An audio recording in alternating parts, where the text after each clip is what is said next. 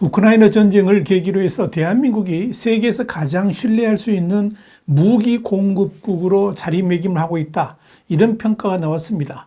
뛰어난 기술력에 가격 경쟁력까지 있어서 세계 방산 시장에서 호평을 받고 있다는 것입니다. 그렇다면 왜 세계가 한국의 방위산업에 이렇게 눈독을 들이는 것일까요? Y타임스가 추적해 봤습니다. 지금 시작합니다.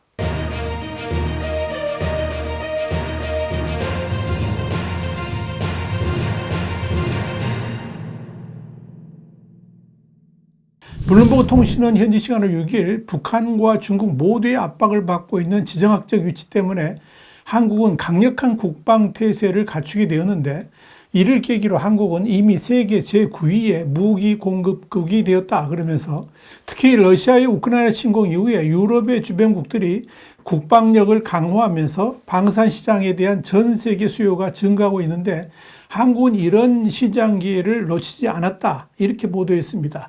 블룸버그는 이어서 우크라이나 전쟁뿐만 아니라 이스라엘의 가자지구 전쟁을 비롯해서 북한과 대만 해협에서의 긴장이 고조되면서 지난해 전 세계의 군사합의 지출이 9% 증가한 2조 2천억 달러, 그러니까 2,934조 8천억 원 정도를 기록했다. 그러면서 한국은 바로 이렇게 증가하는 방위산업 시장에 본격적으로 뛰어들었는데, 그중 폴란드는 한국의 한화 에어로스페이스의 가장 중요한 고객이 되었으며, 핀란드와 노르웨이도 60km의 사거리를 갖는 K9 자주포를 구매하고 있다, 이렇게 전했습니다. 러시아의 북쪽에 위치한 루마니아도 한국에서 무기를 구입할 가능성이 높아졌는데, 부크레스티 당국은 지난 2월 7억 5천만 달러, 1조 원 정도의 예산을 투입해서 K9 54대를 구입하기로 결정했습니다.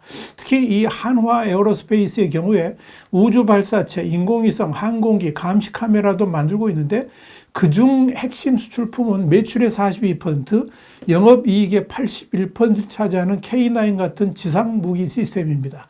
그런데 폴란드가 이 무기 시스템의 중요한 구매자로 자리를 잡았고, 한화 외에도 현대, 로템 등의 공급업체들이 지난해 총 30조 원이 넘는 계약을 체결한 것입니다. 또한 지난해 11월에 한화는 포탄에 사용되는 추진체인 충전재를 영국에 1억 3,400만 달러, 한 1,787억 원에 공급하는 계약을 발표했습니다. 이런 공급은 북대서양조약기구, 그러니까 나토의 155mm 포탄 기준을 충족하는 것으로 한화가 나토와 회원국을 통해서 우크라이나에 필요한 탄약을 공급할 수 있는 가능성을 열어주었다, 이렇게 보면 됩니다. 그러나 이런 무기가 우크라이나에 직접 전달되지는 않을 것입니다. 한국법은 분쟁 지역으로의 무기 판매를 금지하고 있어서 그렇습니다. 이를 우회하기 위해서 한국이 미국과 같은 동맹국이 자국의 재고 탄약을 우크라이나에 먼저 보내고, 대신 그 빈자리를 한국이 공급하는 포탄으로 재고를 보충하는 방식으로 치워질 것으로 보입니다. 한국산 무기의 최대 강점 중 하나는 가격 측면에서 강점이 있기는 하지만, 이보다 기술력과 정밀 전자제품을 결합할 수 있는 능력이 있다 그러면서, 이런 특장점은 감시 시스템을 비롯해서 드론, 선박과 같은 이중용도 품목까지 구매 범위를 넓히면서 무기 산업을 주도하는 기회가 될 수도 있을 것이다, 이렇게 내다봤습니다. 한국의 방위산업은 러시아가 우크라이나 전쟁으로 인해서 무기 수출에 제재를 받고 있는데, 그 빈틈을 파고들면서 날개를 달고 있기도 합니다. 영국의 이코노미스트는 지난해 3월에 동남아시아 지역에서 러시아 무기 판매가 급감한 뒤에 최대 승자는 한국이다, 이런 평가를 내놓은 바 있습니다.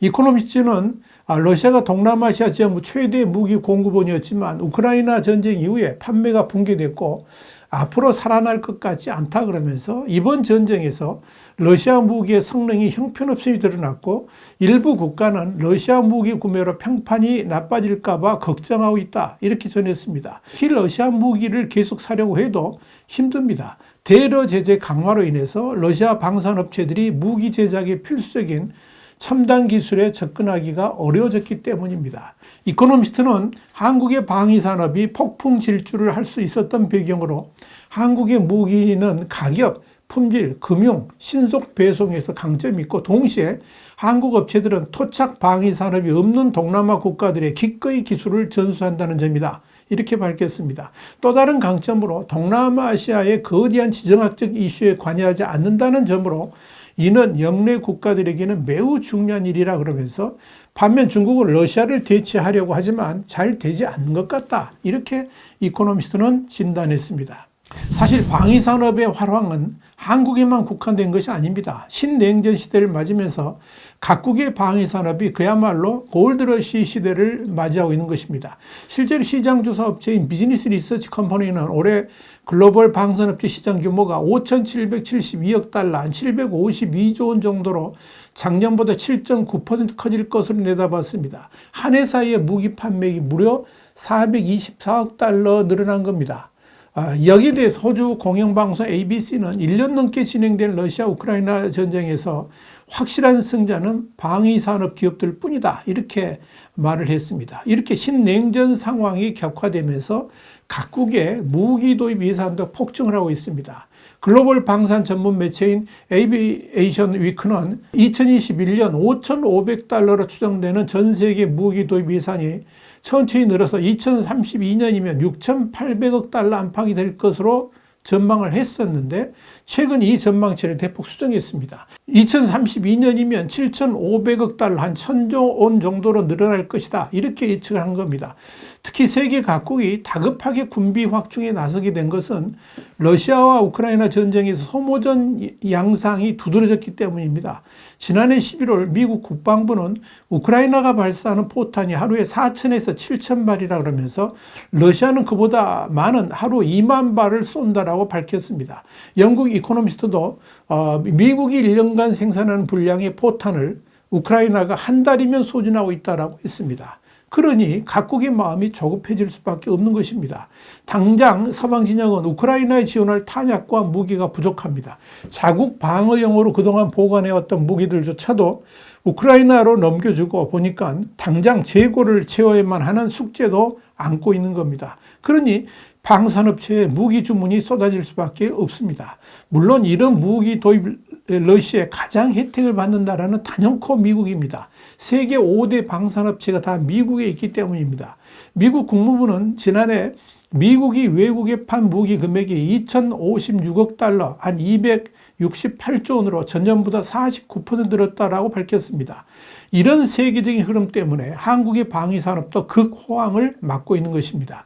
지난해 우리나라 방산 수출 수주액은 약 200억 달러, 약 26조 원에 달하는 것으로 추정됩니다. 이는 2021년 72억 5천만 달러의 2배가 넘는 액수입니다. 스톡홀름 국제평화연구소의 통계에 따르면 우리나라는 2018년에서 2022년 사이에 세계 무기 수출 시장 점유율이 2.4%로 9위였습니다. 이는 2013년에서 2017년에 1.3%로 12위였던 때와 비교해보면 큰 폭으로 성장했다라고 볼 수가 있을 겁니다. 그런데 한국의 무기 산업이 이렇게 급성장할 수 있었던 배경에는 한국의 독자 개발 능력이 미천이 되었던 것으로 보입니다. 지난 2월 8일 한국판 패트리엇으로 불리는 대공 방어체계 MSM2, 그러니까 천궁2는 아랍에미리트에 이어서 사우디에서도 4조 원이 넘는 대형 수출 계약에 성공한 이후에 신원식 국방장관은 천궁2의 인기 비결로 먼저 한국의 독자 개발 능력을 들었습니다. 신 장관은 요격 무기 체계를 독자 개발한 나라는 미국에 이어서 한국밖에 없다 그러면서 이 때문에 계약 과정이 상대적으로 단순하고 가성비도 좋다 이렇게 말했습니다. 중요한 것은 이런 독자적인 기술이 현지화를 실시하는 데서도 강점으로 작용한다는 점입니다. 신 장관은 후속 군수 지원과 관련해서 공장 설립과 장비 운영 교육 같은 소위 종합 군수 지원 체계에도 한국산이 경쟁력이 있다라고 평가를 했습니다. 신 장관은 또 한국이 갖추고 있는 통합 방공 체계도 중동 국가들로부터 높은 점수를 얻었다 그러면서 지구상에 한국처럼 미사일 위협의 고도별로 정밀한 토탈 솔루션을 갖고 있는 나라는 없는데 이를 중동 관계자들이 매우 놀라워했고 흥미로워했다라고 전했습니다. 이렇게 한국의 방위산업은 일취월장하고 있습니다. 반도체와 함께 한국의 미래를 이끌 핵심 산업으로 방위산업이 손꼽힐 것이라는 전망도 나옵니다. 그래서 얼마 전에 니케이 아시아도 한국의 방위산업을 불호하고 또 극찬을 했고 이번에 블룸버그도 눈독을 들이면서 한국의 방위산업에 박수를 보낸 것입니다. 와이타임 정세 분석이었습니다. 감사합니다.